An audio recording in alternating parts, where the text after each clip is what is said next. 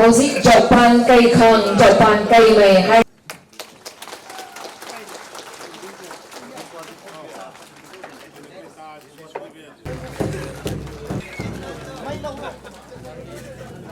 Minun Quay Joina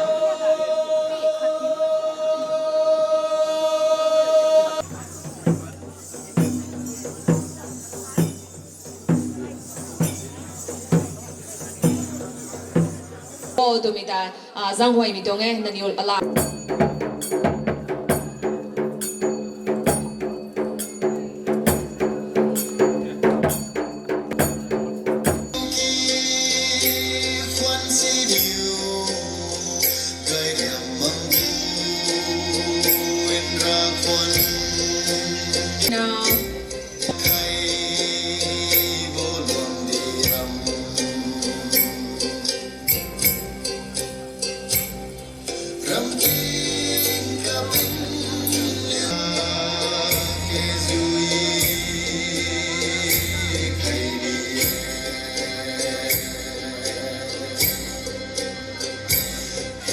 Atau pada ba may hai lungday and wichang ngam liu lungday and wichang ngam liu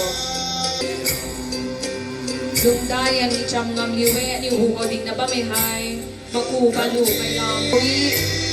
di kunakwa ekta lekpa thai na adu ba min anupa pakhan na sepa pironi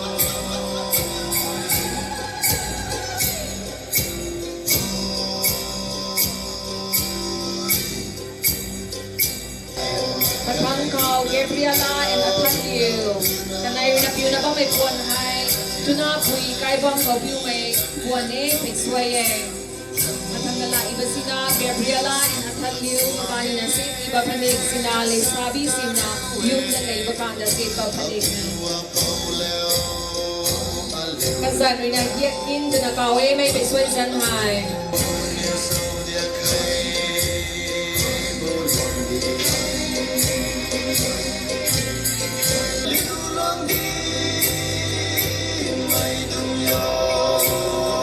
Gaan Ngai festival si koigi yamna wana sururaga kholuraga lau singa lor kan hala kan madugi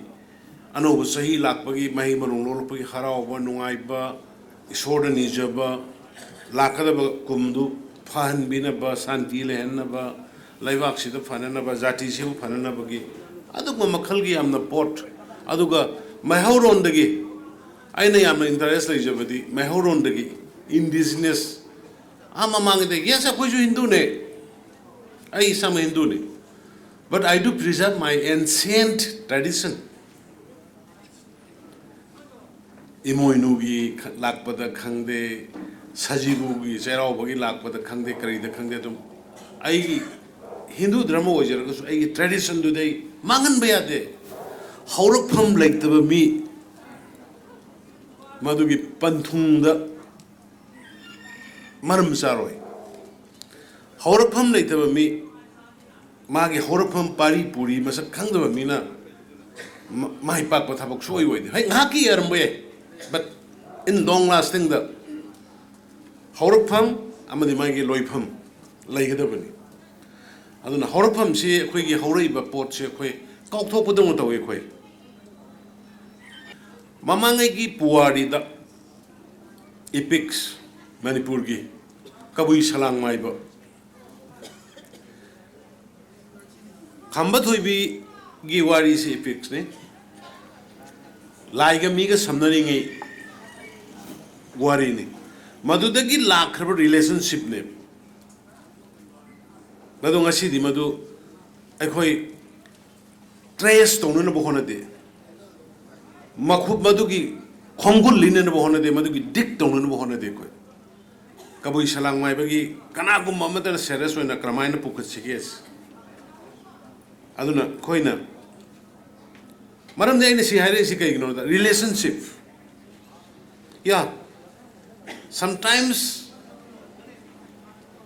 public pressure dagi adagi laiba political scenario dagi koi marakta koi khanna bale rongani adubu maduna koi How many narrative have the arrow? ꯑꯩꯈꯣꯏ ꯏꯆꯤꯜ ꯏꯅꯥꯎ ꯅꯠꯇꯦ ꯍꯥꯏꯕꯗꯤ ꯌꯥꯔꯣꯏ ꯑꯩꯈꯣꯏ ꯑꯃꯠꯇ ꯑꯣꯏꯔꯝꯗꯦ ꯍꯥꯏꯕꯗꯤ ꯌꯥꯔꯣꯏ ꯑꯗꯨꯅ ꯇꯝꯄꯥꯛꯇ ꯂꯩꯔꯤꯕ ꯂꯩꯃꯤꯟꯅꯔꯛꯏꯕ ꯆꯍꯤ ꯆꯥ ꯀꯌꯥꯗꯒꯤ ꯂꯩꯔꯕ ꯑꯩꯈꯣꯏꯒꯤ ꯀꯕꯨꯏ ꯏꯆꯤꯜ ꯏꯅꯥꯎꯁꯤꯡ ꯔꯣꯡꯃꯩ ꯖꯦꯂꯩꯔꯣꯡ ꯏꯆꯤꯜ ꯏꯅꯥꯎꯁꯤꯡ ꯅꯈꯣꯏꯗ ꯑꯩ ꯉꯁꯤ ꯑꯩꯒꯤ ꯔꯤꯀ꯭ꯋꯦꯁ ꯑꯃꯁꯨ ꯇꯧ ꯅꯈꯣꯏꯁꯨ ꯑꯣꯅꯔꯁꯤꯞꯀꯤ ꯔꯦꯁꯄꯣꯟꯁꯤꯕꯤꯂꯤꯇꯤ ꯂꯧꯍꯟꯅꯤꯡꯉꯤ ꯑꯣꯅꯔꯁꯤꯞ ꯃꯥ ꯇꯧꯖꯅꯤꯗ ꯃꯥ ꯇꯧꯖꯅꯤꯗ ꯃꯣꯏ ꯇꯧꯖꯅꯤꯗ ꯅꯠꯇꯕ ꯗꯤꯁ ꯏꯖ ꯌꯣꯔ ꯂꯦꯟ ꯃꯅꯤꯄꯨꯔꯁꯦ ꯅꯣꯏꯒꯤꯁꯨ ꯂꯝꯅꯦꯕ ꯇꯃꯦꯡꯂꯣꯡꯗ ꯂꯩꯔꯤꯕꯒꯤꯁꯨ ꯃꯅꯤꯄꯨꯔꯁꯦ ꯃꯈꯣꯏꯒꯤ ꯂꯝꯅꯦ ꯏꯝꯐꯥꯜꯁꯤꯁꯨ ꯃꯈꯣꯏꯒꯤꯅꯤ ꯁꯦꯅꯥꯄꯇꯤꯗ ꯂꯩꯔꯤꯕꯒꯤꯁꯨ ꯎꯈ꯭ꯔꯨꯜꯗ ꯂꯩꯔꯤꯕꯒꯤꯁꯨ ꯆꯨꯔꯆꯥꯟꯄꯨꯔꯗ ꯂꯩꯔꯤꯕꯒꯤꯁꯨ ꯑꯩꯈꯣꯏ ꯃꯌꯥꯝ ꯄꯨꯝꯅꯃꯛꯀꯤ ꯁ꯭ꯇꯦꯠꯅꯤ ꯕꯠ ꯈꯦꯠꯅꯔꯛꯏꯗꯤ ꯀꯔꯤꯅꯣ ꯑꯣꯅꯔship ꯑꯣꯏꯅ ꯊꯕꯛ ꯇꯧꯕꯗ ꯃꯄꯨ ꯑꯣꯏꯔꯗꯤ ꯄꯥꯝꯃꯨꯕꯅꯦ ꯌꯨꯝꯗ ꯍꯧꯕ ꯎ ꯑꯃꯇꯪ ꯐꯠꯂꯥꯎ ꯌꯥꯟꯊꯠꯄꯗ ꯄꯥꯝꯃꯨꯗ꯭ꯔꯥ ꯂꯩ ꯑꯃ ꯊꯥꯗꯠꯄꯗ ꯄꯥꯝꯃꯨꯗ꯭ꯔꯥ ꯃꯗꯨꯒꯤ ꯄꯥꯝꯃꯨꯕꯗꯣ ꯂꯩꯒꯗꯕꯅꯤ ꯑꯣꯅꯔship ꯂꯧꯔꯒꯗꯤ ꯉꯁꯤ ꯀꯥꯂꯤꯐꯣꯔꯅꯤꯌꯥꯗ ꯊꯣꯛꯏꯁꯤ ꯂꯣꯁ ꯑꯦꯟꯖꯦꯜ ꯍꯧꯖꯤꯛ ꯁꯥꯊꯤꯔꯦ ꯂꯣꯏꯔꯦꯅꯦ ꯄ꯭ꯔꯤꯊꯤꯕꯤꯗ ꯃꯁꯤꯗꯒꯤ ꯍꯦꯟꯅ ꯁꯥꯊꯤꯕ ꯂꯣꯏꯔꯦꯕ ꯋꯥꯏꯜ ꯐꯥꯌꯔꯗꯕꯨ ꯁꯨꯃꯥꯏꯅ ꯇꯧꯕꯁꯦ is the first time in the history of the universe haige loina sakhre lore loina tungre se akoi man create man made ni I know why I concentrate on nature I know forest reservation to no mugida to kya thawa yauri se karigino ai yum laine loina ai yum do uwa su loi hawe but why I am trying to save the reserve forest why I am trying to protect the protected forest karigino asuguma je thoktana nature dai khoi otpa henmanle khoi nature bo khoi care to bo watle aduna ngasi nature na tawri myam sim amuk da thokta flood Dubai da marbhumi gi lam desert to the flood thola abni ne Manipur da flood ahum lak subani handa ahum lak tawbani ho landslide da yum ninghai ra mi kya no series si punamak se koina nature da koina we are doing wrong things nature de koi phajana preserve to godabni nature da signaru budagi ne bang se koida human kind nga si thengnari bai khoi gi awaba nong nong bugis ado na koina singda leibiri bai si law sin madu khoi gi lamni ko hebagi ownership yaw na thabuk to biragadi uya loi mafam sana sana law mafam da law ugani nga pha mafam da nga pha gani nung pek pa yaba jaga da pekani pek ta ba ya da u khangba da mafam da u thambi gani lei sat ka da mafam da lei sat pe salan gani pukri lei ga da mafam da pukri len gani akhoi di yau tampak ta su yang akhoi turen cheningai leitre khopsan bada drain cheningai leitre khopsan bada u pambi ma u ya de kidang chawr ko yan that ta gi langi masana khoi adudi nature ne khoi da masana warak lak patabani khoi noi da nathing ami se noi na khon yan mangam mani ai di yango nong da su ngame nusit da su ngame mai da su ngame to roi ne aduna ai khoi nature bu preserve to si protect to si kana gi favor da nate human kind khoi gi mioi ba khoi gi hingna bai dong kan koi na hajer se lambi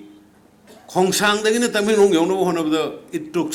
around 3 to 4 hours matam du da but hujig yengone lambi kamai to hujig minute kya sange am hujig 45 minutes yo elected MLA dai ni ko tari se na wai pung ahum jangam mani khoi na satpa kan adu ngasi di 45 minutes da khongsang tu keno yore tamilong yore hujig tamai dagi na tamilong travel lambi sem na ba awang ba ko toro khoi hape kilometer kuntra ge ma hapuga tamai dagi tamilong la ko lambi dune tamai dagi kangkopi thopo lambi dune dumai tor ko sem na ba kana tawri akhoi jelerong gi di yamna khudong sabam na khoi siksi Imphal Kangsuk Road loigadore.